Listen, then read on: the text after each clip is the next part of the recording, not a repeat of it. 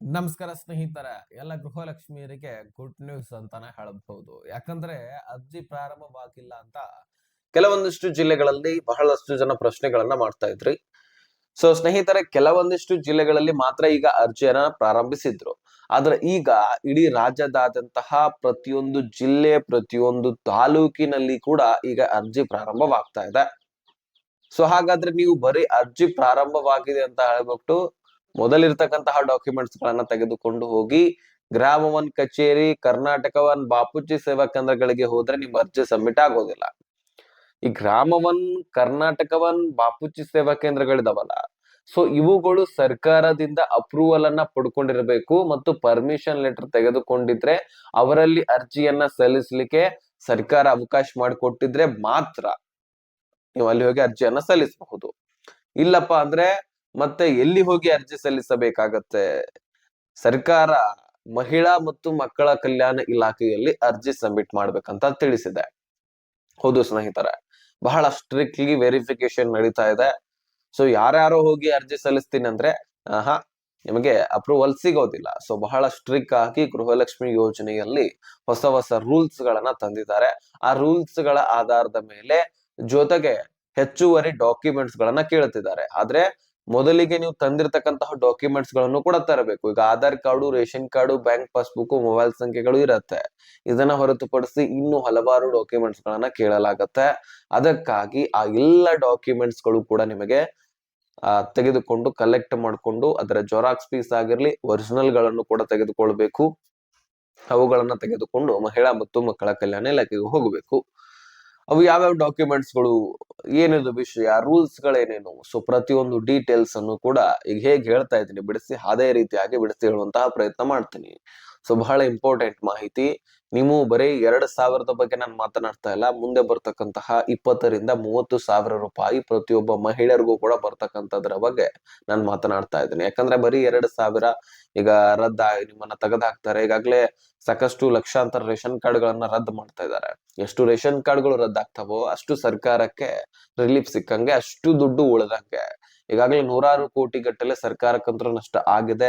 ಯಾಕಂದ್ರೆ ಮೃತಪಟ್ಟವರ ಹೆಸರಿನಲ್ಲಿ ಆಗಿರ್ಲಿ, 2 ರೇಷನ್ ಕಾರ್ಡು ಅಥವಾ 3 ರೇಷನ್ ಕಾರ್ಡ್ ಅನ್ನ ಹೊಂದಿರತಕ್ಕಂತಹ ಕುಟುಂಬದ ಆಧಾರದಿಂದಾಗಿ ಈಗ ನಷ್ಟ ಅನುಭವಿಸಿದೆ.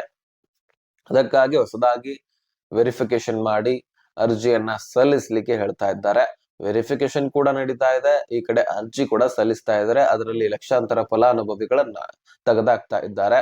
ಇದುವರೆಗೂ 1,30,30,00,000 ಫಲಾನುಭವಿಗಳಿದ್ರಿ. ಅದರಲ್ಲಿ ಎಷ್ಟು ಜನರನ್ನ ತೆಗೆದಾಕ್ತಾರೆ ಗೊತ್ತಿಲ್ಲ, ಕಾಯ್ದು ನೋಡ್ಬೇಕಾಗತ್ತೆ. ಇನ್ನೂ ಕೂಡ ಅದ್ರ ಬಗ್ಗೆ ವೆರಿಫಿಕೇಶನ್ ಸಂಪೂರ್ಣವಾಗಿ ಮುಗ್ದಿಲ್ಲ. ಅದಕ್ಕಾಗಿ ಕ್ಲಾರಿಫಿಕೇಶನ್ ಸಿಕ್ಕಿಲ್ಲ. ನಾವು ಎಷ್ಟು ಮಹಿಳೆಯರನ್ನ ಈಗ ತೆಗೆದಾಕಿದೀವಿ ಅಂತ ಕ್ಲಾರಿಫಿಕೇಶನ್ ಸರ್ಕಾರ ಕೊಟ್ಟಿಲ್ಲ. ಎಲ್ಲ ವೆರಿಫಿಕೇಶನ್ ಮುಗಿದ ತಕ್ಷಣ, ಅರ್ಜಿ ಮುಗಿದ ತಕ್ಷಣ ಇಷ್ಟು ಮಹಿಳೆಯರಿದ್ದಾರೆ, ಮೊದಲು ಇಷ್ಟು ಮಹಿಳೆಯರಿದ್ರು, ಅದರಲ್ಲಿ ಇಷ್ಟು ಜನರನ್ನ ನಾವು ತೆಗೆದಾಕಿದೀವಿ, ಇಷ್ಟೆಲ್ಲರೂ ಕೂಡ ಮೃತಪಟ್ಟವರು ಮತ್ತು ಅರ್ಹತೆ ಹೊಂದಲೇ ಇದ್ದದವರು ಮತ್ತು 2 ರೇಷನ್ ಕಾರ್ಡ್ ಅನ್ನ ಹೊಂದಿದಂತವ್ರು ಅಂತ ಕ್ಲಾರಿಫಿಕೇಶನ್ ಕೊಡುತ್ತೆ. ಅವಾಗ ನಾನು ನಿಮ್ಗೆ ತಿಳಿಸ್ತೀನಿ. ಈಗ ಮುಖ್ಯವಾದ ಟಾಪಿಕ್ ಏನಪ್ಪಾ ಅಂದ್ರೆ, ಅರ್ಜಿ ಪ್ರಾರಂಭ ಕೆಲವೊಂದಿಷ್ಟು ಜಿಲ್ಲೆಗಳಲ್ಲಿ ಆಲ್ರೆಡಿ ಆಗಿತ್ತು. ಉದಾಹರಣೆಗೆ ನಮ್ಮ ಜಿಲ್ಲೆಯಲ್ಲಿ ತೆಗೆದುಕೊಳ್ಳಿ, ಆಲ್ರೆಡಿ ಆಗಿತ್ತು. ನಾನು ಅದ್ರ ಬಗ್ಗೆ ಚರ್ಚೆ ಕೂಡ ಮಾಡಿದ್ದೆ, ಮತ್ತೆ ಎಲ್ಲ ಮಾಹಿತಿಯನ್ನ ಕಲೆಕ್ಟ್ ಮಾಡ್ಕೊಂಡು ನಿಮ್ ಮುಂದೆ ತಂದು ಕೂಡ ಇಟ್ಟಿದ್ದೆ. ಸೊ ಅದಕ್ಕಾಗಿ ಈಗ ಎಲ್ಲ ಜಿಲ್ಲೆಗಳಲ್ಲಿ ಆರಂಭ ಆಗಿರ್ಲಿಲ್ಲಲ್ಲ. ಸೊ ಅದಕ್ಕಾಗಿ ಈಗ ಪ್ರತಿಯೊಂದು ಜಿಲ್ಲೆ, ಪ್ರತಿಯೊಂದು ತಾಲೂಕಿನಲ್ಲಿ ಕೂಡ ಈ ಗೃಹಲಕ್ಷ್ಮಿ ಯೋಜನೆಯ ಅರ್ಜಿ ಪ್ರಾರಂಭವಾಗ್ತಾ ಇದೆ. ಸೊ ಬಹಳ ದಿನದಿಂದ ಕಾಯ್ತಾ ಇದ್ದೀರಿ, ಯಾಕಂದ್ರೆ ದುಡ್ಡು ಬಹಳ ಡಿಲೇ ಆಗ್ತಾ ಇದೆ. ಈಗಾಗ್ಲೇ ಮಾರ್ಚ್ ತಿಂಗಳ ಹಣ ಜಮಾ ಆಗಿ 1.5 ತಿಂಗಳ ಮೇಲಾಯ್ತು. 30ನೇ ಕಂತಿನ ಹಣ ಜಮಾ ಆಗಿ 2 ತಿಂಗಳಾಗ್ಲಿಕ್ಕೆ ಬಂತು, ಇನ್ನೂ ಕೂಡ ದುಡ್ಡು ಬಂದಿಲ್ಲ. 31ನೇ ಕಂತಿನ ಹಣ ಅಂದ್ರೆ ಒಂದು ಏಪ್ರಿಲ್ ತಿಂಗಳ ಹಣ. ಸೊ ಹಾಗಾದ್ರೆ ಇದು ಯಾವಾಗ ಪ್ರಾರಂಭ ಆಗತ್ತೆ ಅಂತಾನು ಕೂಡ ಕೆಲವೊಂದಿಷ್ಟು ಜನರ ಪ್ರಶ್ನೆ ಆಗಿತ್ತು. ಅದರ ಬಗ್ಗೆನೂ ಕೂಡ ಕ್ಲಾರಿಫಿಕೇಶನ್ಸ್ ಕೊಡ್ತೀನಿ. ಮತ್ತು ಈ ಗೃಹಲಕ್ಷ್ಮಿ ಯೋಜನೆ ಇದೇ ಸೋಮವಾರ ದಿವಸ ಪ್ರಾರಂಭವಾಗ್ತಾ ಇದೆ. ಸೊ ಬರ್ತಕ್ಕಂತಹ ಸೋಮವಾರ ದಿವಸದಿಂದ ಹಿಡ್ಕೊಂಡು ನಿಮಗೆ ಅರ್ಜಿಯನ್ನ ಸಬ್ಮಿಟ್ ಮಾಡ್ತಾ ಹೋಗಬಹುದು. ಸೊ ನೀವು ಅರ್ಜಿಯನ್ನ ಸಲ್ಲಿಸಲಿಕ್ಕೆ ಗ್ರಾಮ ಒನ್, ಕರ್ನಾಟಕ ಒನ್ ಗಳಿಗೆ ಹೋಗುವಂತಹ ಅವಶ್ಯಕತೆ ಇಲ್ಲ ಮತ್ತು ಅಲ್ಲಿ ಅವಕಾಶ ಮಾಡಿಕೊಟ್ಟಿಲ್ಲ. ಇನ್ನು ಅಲ್ಲಿ ಅವಕಾಶ ಕೊಡ್ಬೇಕಪ್ಪ ಸರ್ಕಾರ ಅಂದ್ರೆ ಅವರೇ, ಅಂದ್ರೆ ಗ್ರಾಮ ಒಂದವರೇ ಖುದ್ದಾಗಿ ಸರ್ಕಾರದಿಂದ ಒಂದು ಪರ್ಮಿಷನ್ ನ ತೆಗೆದುಕೊಳ್ಬೇಕಾಗತ್ತೆ. ಕರ್ನಾಟಕ ಬಂದವರು ಕೂಡ ಹಾಗೆ ಸರ್ಕಾರದಿಂದ ಪರ್ಮಿಷನ್ ಅನ್ನ ತೆಗೆದುಕೊಳ್ಬೇಕಾಗತ್ತೆ. ಯಾಕೆ ಅವರು ಹೆಚ್ಚಾನೆಚ್ಚು ತೆಗೆದುಕೊಳ್ತಾ ಇಲ್ಲ ಅಂದ್ರೆ, ಮಹಿಳಾ ಮತ್ತು ಮಕ್ಕಳ ಕಲ್ಯಾಣ ಇಲಾಖೆಯಲ್ಲಿ ಫ್ರೀ ಆಗಿ ಅರ್ಜಿಯನ್ನ ಸಲ್ಲಿಸಿ ಕೊಡ್ತಿದ್ದಾರೆ. ಅಂತದ್ರಲ್ಲಿ ಈಗ ಗ್ರಾಮ ಒನ್ ಕರ್ನಾಟಕ ಒಂದವರು ದುಡ್ಡು ಕೊಟ್ಟು ಏನಾದ್ರೂ ಪರ್ಮಿಷನ್ ತೆಗೆದುಕೊಂಡಿದ್ದೆ ಆದ್ರೆ ಅಲ್ಲಿ ನೀವು ಹೋಗಿ ಅಪ್ಲಿಕೇಶನ್ ಹಾಕ್ಲಿಲ್ಲಪ್ಪಾ ಅಂದ್ರೆ ಅವಾಗ ಆ ಗ್ರಾಮ ಒನ್ ಕರ್ನಾಟಕ ಒಂದ್ಗಳಿಗೆ ಲಾಸ್ ಆಗತ್ತೆ. ಇನ್ನು ನೀವು ಫ್ರೀ ಆಗಿ ಅರ್ಜಿ ಸಲ್ಲಿಸ್ತಾ ಇದ್ದಾರೆ ಅಂತ ಹೇಳ್ಬಿಟ್ಟು ಮಹಿಳಾ ಮತ್ತು ಮಕ್ಕಳ ಕಲ್ಯಾಣ ಇಲಾಖೆಗೆ ಹೋದ್ರೆ ಈ ರೀತಿನೂ ಕೂಡ ಇರತ್ತೆ. ಅದಕ್ಕಾಗಿ ನೀವು ಗ್ರಾಮ ಒನ್ ಕರ್ನಾಟಕ ಒಂದ್ಗಳಿಗೂ ಕೂಡ ಹೋಗುವಂತ ಅವಶ್ಯಕತೆ ಇಲ್ಲ. ಏನೇ ಮಾಹಿತಿ ಬೇಕಾಗಿದ್ರೆ ಅಲ್ಲಿಂದ ಕಲೆಕ್ಟ್ ಮಾಡ್ಕೊಳ್ಳಿ. ಆದ್ರೆ ಅರ್ಜಿ ಸಬ್ಮಿಟ್ ಮಾಡ್ಲಿಕ್ಕೆ ಮಹಿಳಾ ಮತ್ತು ಮಕ್ಕಳ ಕಲ್ಯಾಣ ಇಲಾಖೆಗೆ ಹೋದ್ರೇನೆ ಬೆಟರ್. ಯಾಕಂದ್ರೆ ಅದು ಡೈರೆಕ್ಟ್ ಕಾಂಟ್ಯಾಕ್ಟ್ ಸರ್ಕಾರದ ಜೊತೆಗೆ, ಅದೊಂದು ಸರ್ಕಾರವೇ ತಾನೇ ಗೃಹಲಕ್ಷ್ಮಿ ಯೋಜನೆಯನ್ನ ಹ್ಯಾಂಡಲ್ ಮಾಡ್ತಕ್ಕಂಥದ್ದು ಕೂಡ ಈ ಮಹಿಳಾ ಮತ್ತು ಮಕ್ಕಳ ಕಲ್ಯಾಣ ಇಲಾಖೆನೆ. ಅದಕ್ಕಾಗಿ ಆ ಒಂದು ಇಲಾಖೆಗೆ ಹೋಗಿ ಸಬ್ಮಿಟ್ ಮಾಡಿದ್ರೆ ಬಹಳ ಬೆಟರು. ಅದರಲ್ಲಿ ನಿಮ್ಗೆ ಅಪ್ರೂವಲ್ ಕೂಡ ಕೊಟ್ರೆ ಬಹಳ ಬೆಟರು. ಮತ್ತೆ ಸ್ಪೀಡ್ ಆಗಿನೂ ಕೂಡ ಅಲ್ಲಿ ಅಪ್ರೂವಲ್ ಕೊಡ್ತಾರೆ. ಯಾಕಂದ್ರೆ ಮೇನ್ ನೀವು ಹೋಗಿ ಅಲ್ಲಿಯೇ ಸಬ್ಮಿಟ್ ಮಾಡಿರ್ತೀರಿ ಅಂದ್ರೆ, ಈಗ ಸಾಕಷ್ಟು ಕಚೇರಿಗಳಿರ್ತಾವೆ, ನೀವು ಅಲ್ಲೋ ಇಲ್ಲೋ ಹೋಗಿ ನೀವು ಅರ್ಜಿಯನ್ನ ಸಲ್ಲಿಸಿಲ್ಲ, ಮೇನ್ ಹೆಡ್ ಗೆ ಹೋಗಿ ಅರ್ಜಿ ಸಲ್ಲಿಸಿದ ಹಾಗಾಗತ್ತೆ ಅದು. ಅದಕ್ಕಾಗಿ ನೀವು ಈಗ ಪೋಸ್ಟ್ ಆಫೀಸ್ ನಿಂದ ನೀವು ಏನಾದ್ರೂ ಲೆಟರ್ ಕಳಿಸ್ಬೇಕಾಗಿದೆ ಬೆಳಗಾವ್ಗೆ, ಸೊ ಇಲ್ಲಿಂದ ಕಳಿಸೋದೇನಿದೆ ಡೈರೆಕ್ಟ್ ಆಗಿ ಬೆಳಗಾವಿಗೆ ಹೋಗಿ ನೀವು ಲೆಟರ್ ಅನ್ನ ಆ ವ್ಯಕ್ತಿಯ ಕೈಯಲ್ಲಿ ಹೋಗಿ ಕೊಟ್ಟ ಹಾಗೆ. ಇದು ಕೂಡ ಹಾಗೆ ಗೃಹಲಕ್ಷ್ಮಿ ಯೋಜನೆಗೆ ಡೈರೆಕ್ಟ್ ಆಗಿ ಮಹಿಳಾ ಮತ್ತು ಮಕ್ಕಳ ಕಲ್ಯಾಣ ಇಲಾಖೆಗೆ ಹೋಗಿ ಅರ್ಜಿಯನ್ನ ಸಬ್ಮಿಟ್ ಮಾಡಿದ ಹಾಗೆ. ಸೊ ಅದನ್ನ ಮಾಡಿ, ಇಲ್ಲ ಗ್ರಾಮ ಒನ್ ಕರ್ನಾಟಕವನ್ನು ಕೂಡ ಪ್ರಾರಂಭ ನಿಮ್ಮ ತಾಲೂಕಿನಲ್ಲಿ ಇದ್ರೆ ಅಲ್ಲಿ ಹೋಗಿನೂ ಕೂಡ ನೀವು ಅರ್ಜಿಯನ್ನ ಸಲ್ಲಿಸಬೇಕು, ನಡೀತದೆ, ಅದಕ್ಕೇನ್ ತೊಂದರೆ ಇಲ್ಲ. ಅರ್ಜಿ ಸಲ್ಲಿಸಬೇಡಿ ಅಂತ ನಾನು ಹೇಳ್ತಾ ಇಲ್ಲ. ಆದಷ್ಟು ಮಹಿಳಾ ಮತ್ತು ಮಕ್ಕಳ ಕಲ್ಯಾಣ ಇಲಾಖೆಗೆ ಹೋದ್ರೆ ಫ್ರೀ ಆಗಿ ಅರ್ಜಿ ಸಲ್ಲಿಸಿ ಕೊಡ್ತಾರೆ. ಇನ್ನು ನಿಮಗೆ ಬೇಕಾದ ಡಾಕ್ಯುಮೆಂಟ್ಸ್ಗಳು ನನ್ನ ಪ್ರಾರಂಭದಲ್ಲಿ ಹೇಳಿರುವ ಹಾಗೆ ಆಧಾರ್ ಕಾರ್ಡು, ರೇಷನ್ ಕಾರ್ಡು, ನಿಮ್ಮ ಬ್ಯಾಂಕ್ ಪಾಸ್ಬುಕ್, ನಿಮ್ಮ ಮೊಬೈಲ್ ಸಂಖ್ಯೆ ಕೂಡ ಬೇಕಾಗತ್ತೆ. ಸೊ ಇವುಗಳ ಜೊತೆಗೆ ನಿಮ್ಮ ಕಾಸ್ಟ್ ಇನ್ಕಮ್ ಕೂಡ ಕೇಳಲಾಗತ್ತೆ, ಜಾತಿ ಮತ್ತು ಆದಾಯ ಪ್ರಮಾಣ ಪತ್ರ. ಅದರ ಜೊತೆಗೇನೆ ನಿಮ್ಮ ವೋಟರ್ ಐಡಿ ಕೂಡ ಕೇಳಲಾಗಬಹುದಾದಂತಹ ಸಾಧ್ಯತೆ ಇದೆ. ಇದ್ರೆಲ್ಲದಕ್ಕಿಂತ ಮುಖ್ಯವಾಗಿ ವಾಸಸ್ಥಳ ಪ್ರಮಾಣ ಪತ್ರವನ್ನ ಕೇಳುವಂತಹ ಸಾಧ್ಯತೆ ಇದೆ. ಈ ವಾಸಸ್ಥಳ ಪ್ರಮಾಣ ಪತ್ರವನ್ನ ಕೇಳಿಕೆ ಕಾರಣವಿದೆ. ನಾನು ಸಾಕಷ್ಟು ವಿಡಿಯೋದಲ್ಲಿ ವಿವರಣೆಯನ್ನ ತಿಳಿಸ್ಕೊಟ್ಟಿದ್ದೀನಿ.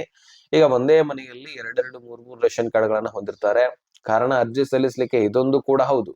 ಸೊ ಅದಕ್ಕಾಗಿನೇ ವೆರಿಫಿಕೇಶನ್ ನಡೀತಾ ಇದೆ. ಅದಕ್ಕಾಗಿ ಈ ವಾಸಸ್ಥಳ ಪ್ರಮಾಣ ಪತ್ರವನ್ನು ತೆಗೆದುಕೊಂಡಿದ್ದೆ ಆದ್ರೆ ಅದರಲ್ಲಿ ಎಷ್ಟು ಜನ ಇದೀರಿ ಅಂತ ಗೊತ್ತಾಗ್ಬಿಡುತ್ತೆ. ಈಗ ಒಂದು ಸಾರಿ ಒಂದು ರೇಷನ್ ಕಾರ್ಡ್ ಇದ್ದಂತವ್ರು, ಈಗ ಅಣ್ಣನ ತಮ್ಮಂದು ಬೇರೆ ರೇಷನ್ ಕಾರ್ಡ್, ಅಣ್ಣಂದ್ ಬೇರೆ ಇರುತ್ತೆ. ಈಗ ಅಣ್ಣನ ಒಂದು ಹೆಂಡತಿ ಅಂದ್ರೆ ಮುಖ್ಯಸ್ಥೆ, ಅವ್ರ ಅರ್ಜಿ ಸಲ್ಲಿಸ್ಲಿಕ್ಕೆ ಹೋಗಿರ್ತಾರೆ, ಅವ್ರ ರೇಷನ್ ಕಾರ್ಡ್ ಇರುತ್ತೆ, ವಾಸಸ್ಥಳ ಪ್ರಮಾಣ ಪತ್ರವನ್ನ ಕೊಡ್ತಾರೆ, ಅರ್ಜಿ ಸಬ್ಮಿಟ್ ಮಾಡ್ತಾರೆ. ತದನಂತರ ತಮ್ಮನ ಹೆಂಡತಿ ಕೂಡ ಅಪ್ಲಿಕೇಶನ್ ಹಾಕ್ಲಿಕ್ಕೆ ಹೋದ್ರೆ ವಾಸಸ್ಥಳ ಪ್ರಮಾಣ ಪತ್ರ ಯಾವ ತೆಗೆದುಕೊಂಡು ಹೋಗ್ತೀರಿ ನೀವು? ಒಂದೇ ಮನೆಯಲ್ಲಿ ವಾಸವಾಗಿರ್ತೀರಿ ಅಂದ ಬಳಿಕ ಅದೇ ಒಂದು ವಾಸಸ್ಥಳ ಪ್ರಮಾಣ ಪತ್ರವನ್ನ ತೆಗೆದುಕೊಂಡು ಹೋಗ್ಬೇಕಲ್ವಾ? ಈಗ ಪಕ್ಕದ ಮನೆಯವರು ಕೂಡ ಅರ್ಜಿ ಸಲ್ಲಿಸೋರು ಇರ್ತಾರೆ, ಅವ್ರದ್ದು ಹೇಗೆ ತೆಗೆದುಕೊಂಡು ಹೋಗ್ತೀರಿ ನೀವು? ಮತ್ತೆ ನಿಮ್ಮ ವಿಳಾಸ ಎಲ್ಲವೂ ಕೂಡ ಚೇಂಜ್ ಆಗ್ಬಿಡುತ್ತೆ. ಅದಕ್ಕಾಗಿ ನಿಮ್ಮ ವಾಸಸ್ಥಳ ಪ್ರಮಾಣ ಪತ್ರವನ್ನ ನೀವು ತೆಗೆದುಕೊಂಡು ಹೋದಾಗ ಅಲ್ಲಿ ಸರ್ಕಾರಕ್ಕೆ ಕ್ಲಾರಿಫಿಕೇಶನ್ ಸಿಗತ್ತೆ. ಇನ್ನು ಹಲವಾರು ಮೂಲಗಳಿಂದನೂ ಕೂಡ ಕ್ಲಾರಿಫಿಕೇಶನ್ ಪಡ್ಕೊಂಡು ನೀವು ಅರ್ಜಿ ಸಲ್ಲಿಸ್ಲಿಕ್ಕೆ ಅರ್ಹತೆಯನ್ನ ಹೊಂದಿದ್ದೀರಾ ಅಥವಾ ಇಲ್ವಾ ಅಂತ ತಿಳ್ಕೊಂಡು ನಿಮಗೆ ಅಪ್ರೂವಲ್ ಕೊಡತ್ತೆ, ಇಲ್ಲ ಅಂದ್ರೆ ರಿಜೆಕ್ಟ್ ಮಾಡತ್ತೆ. ಇನ್ನು ಇದಕ್ಕೆ ಅಪ್ಲಿಕೇಶನ್ ಕೊಟ್ಟು ಅಪ್ರೂವಲ್ ಕೊಡ್ತಾ ಇದ್ದಾರೆ. ಸೊ ಅಪ್ರೂವಲ್ ಕೆಲವೊಂದಿಷ್ಟು ಕಡೆ ಈಗಾಗಲೇ ಅರ್ಜಿ ಪ್ರಾರಂಭವಾಗಿದೆಯಲ್ಲ, ಅಲ್ಲೆಲ್ಲವೂ ಕೂಡ ಅಪ್ರೂವಲ್ ಸ್ಟಾರ್ಟ್ ಆಗಿದೆ. ಎಲ್ಲ ಕಡೆನೂ ಕೂಡ ಅರ್ಜಿ ಪ್ರಾರಂಭವಾಗ್ತಾ ಇದೆ. ಈ ಡಾಕ್ಯುಮೆಂಟ್ಸ್ ಗಳು ಕೂಡ ಬೇಕಾಗತ್ತೆ. ಇದು ಜಮಾ ಕ್ಲಿಯರ್ ಆದ ತಕ್ಷಣವೇ, ಅಂದ್ರೆ ಈಗ ಕೆಲವೊಂದಿಷ್ಟು ಜನರಿಗೆ ಅಪ್ರೂವಲ್ ಕೊಡ್ತಾನೆ ಈ ದುಡ್ಡನ್ನ ಪ್ರಾರಂಭಿಸ್ತಾರೆ ಅಂತ. ಅದೇ ಮುಂದಿನ ವಾರದಲ್ಲಿನೇ ಪ್ರಾರಂಭವಾಗುತ್ತೆ ಅರ್ಜಿ. ಅದರ ಜೊತೆಗೇನೆ ನಿಮಗೆ ಹಣ ಕೊಡ್ಲಿಕ್ಕೂ ಕೂಡ ಸ್ಟಾರ್ಟ್ ಮಾಡ್ತಾರಂತೆ.